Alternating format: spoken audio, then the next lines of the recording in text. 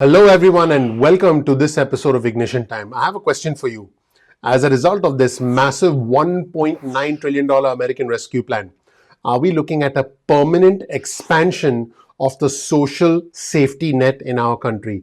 In simple words, the question is this going to make people more dependent on the government? And even if the answer to that question is yes, the broader question, the deeper question is this a good thing or a bad thing? In this video, we're going to examine some of the ramifications of this massive $1.9 trillion stimulus package, which essentially have the potential to change the fabric of our country economically, not just the $1,400 stimulus checks and the unemployment benefits, which will go away at some point towards the end of the year.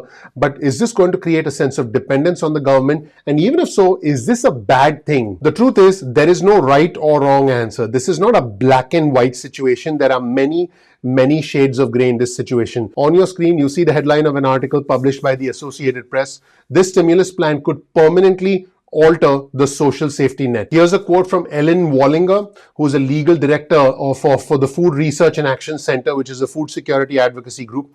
When you stand back and look at it, that's when you really can appreciate the sheer scope of it. The scope is both impressive and much needed. Here's a quote from Andre Perry, who's a senior fellow at the Metropolitan Policy Program at the Brookings Institution. We haven't seen a shift like this since FDR.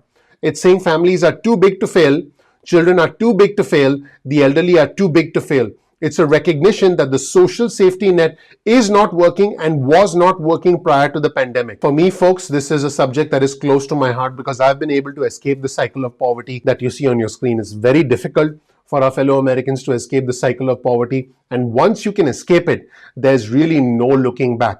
Escaping the cycle of poverty requires you to get some help, whether it's financial help from someone or whether it's help from people who know more than you, who have walked the path that you want to walk along. So escaping the cycle of poverty is something fundamental, something that millions of our fellow Americans have struggled to do for a long time. And I have to be completely honest with you, that struggle is not going to disappear overnight. That struggle is going to continue. But the American Rescue Plan attempts to try and lift people out of the cycle of poverty. In fact, President Biden said this historic legislation is about rebuilding the backbone of this country and giving people in this nation, working people and middle class folks, the people who built this country, a fighting chance. Here's a quote from House Speaker Pelosi. She said, "The American Rescue Plan is one of the most transformative and historic bills any of us will ever have the opportunity to support." Now, let's be clear. This was a very ambitious bill. It passed the House and the Senate without a single Republican senator voting for it, without a single Republican lawmaker, congressman or congresswoman voting for it. Pretty amazing when you think about it, which tells us that the next phase is going to present a new set of challenges. On your screen, you see the headline of an article from the Washington Post. The next Biden agenda items on immigration and infrastructure, which is specifically the Build Back Better agenda, are already running into trouble because if any of the conservative Democrats decide not to support this plan, then the Democrats are out of luck because they are not getting any Republicans to support them. But let's be as clear as possible. The Republicans are simply not happy with the way things are going. And now a race is beginning to shape the public perception of what has happened. I believe that you, my viewers and subscribers, are intelligent enough to have already made up your own mind about who's right and who's wrong in this situation. But let's look into some comments from some Republicans. Here's a comment from Senator Shelley Moore Capito, who's a Republican from West Virginia. By the way, the conservative Democrat Joe Manchin is also from West Virginia, and Senator Capito was among several Republican senators who met with President Biden shortly after his inauguration, and she said, "I kept pleading for bipartisanship and let's keep it within the guardrails of what we know we can accomplish." And since then, the Democrats passed the American Rescue Plan through the process of budget reconciliation without a single vote from the Republicans. So it was not bipartisan. And as far as some Senate Democrats wanting to tackle infrastructure in the same way, this is what Capito had to say. "It just smacks of totally opposite of what the president said and the signals that we were having."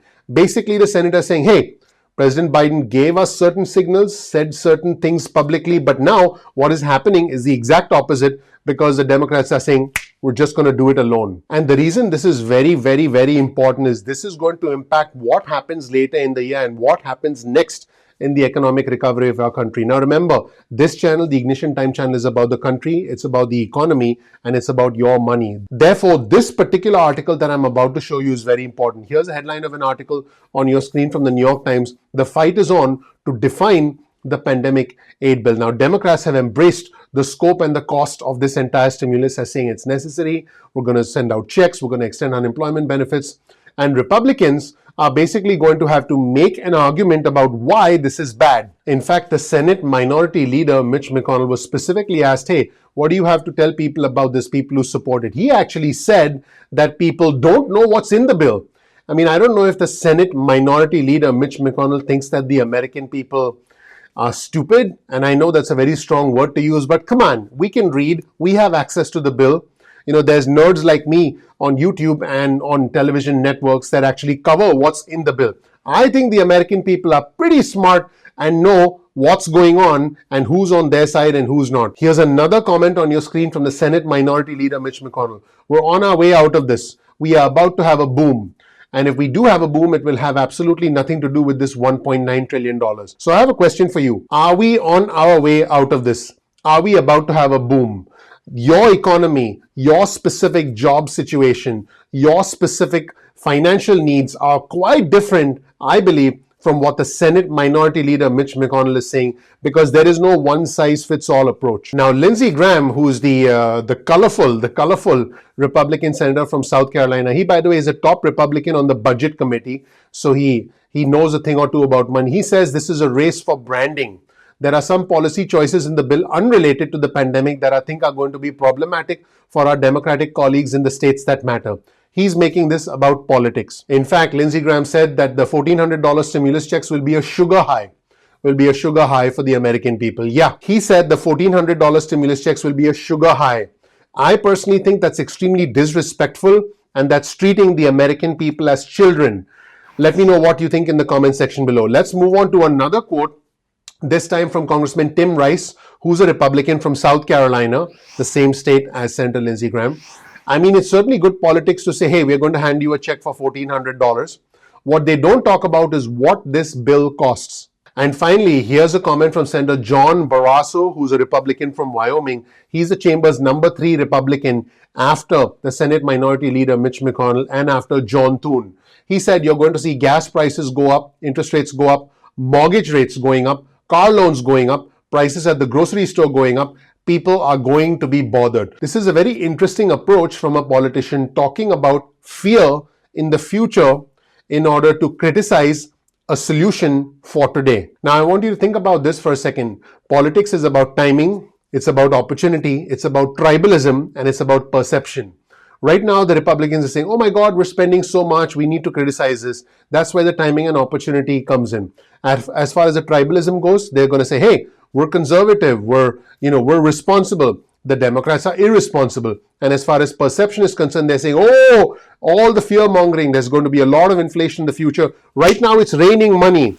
It's raining money right now. But in the future, that money is not going to buy you a lot of stuff. There's going to be a lot of inflation. It's going to be terrible. You're going to go to the grocery store and milk is going to be like $30 a gallon. Well, Senator Richard Blumenthal, who's a Democrat from Connecticut, had a pretty good comeback. Here's what he said. The bill is historic in magnitude, and so is the disconnect between Republicans and reality, both the political reality and the economic background. And Senator Blumenthal also said this, it's too big, it's too much. That's their story and they're sticking to it. But people know that it is better to overshoot when you are in this kind of thing. The more people learn, the more they like. And I do think that that's more in line with reality. The more you learn about the American Rescue Plan, the $1,400 stimulus checks, the extension of unemployment benefits, increasing affordability for health insurance, the more and more of our viewers and subscribers like it. I read our viewers' comments, and I know that that is indeed what is going on. Yes, we do have to deal with the inflation problem, with the debt problem, but we have a more near-term problem, which is helping those who need help the most, because individuals in travel, leisure, entertainment, and hospitality have lost their jobs. Millions of our fellow Americans have lost their jobs permanently and are struggling to make rent, struggling to put food on the table, struggling to keep the lights on. And I believe it shouldn't matter whether you're for the red or the blue. It shouldn't matter whether you're a Democrat or a Republican. We are all American first, and therefore we all need help. That's it, everyone. Thank you so much for watching. I really appreciate you. Please click the like button. Please subscribe. Please enable notifications. That would mean a lot to me personally. That also helps out the YouTube algorithm. I can make it rain money for you like I'm doing right now. I will, as we recover from this crisis, because I'll teach you how to make money, how to save money, and how to invest money. Thank you so much for watching. I'm looking forward to seeing you in the next episode of Ignition Time. Take care. Bye.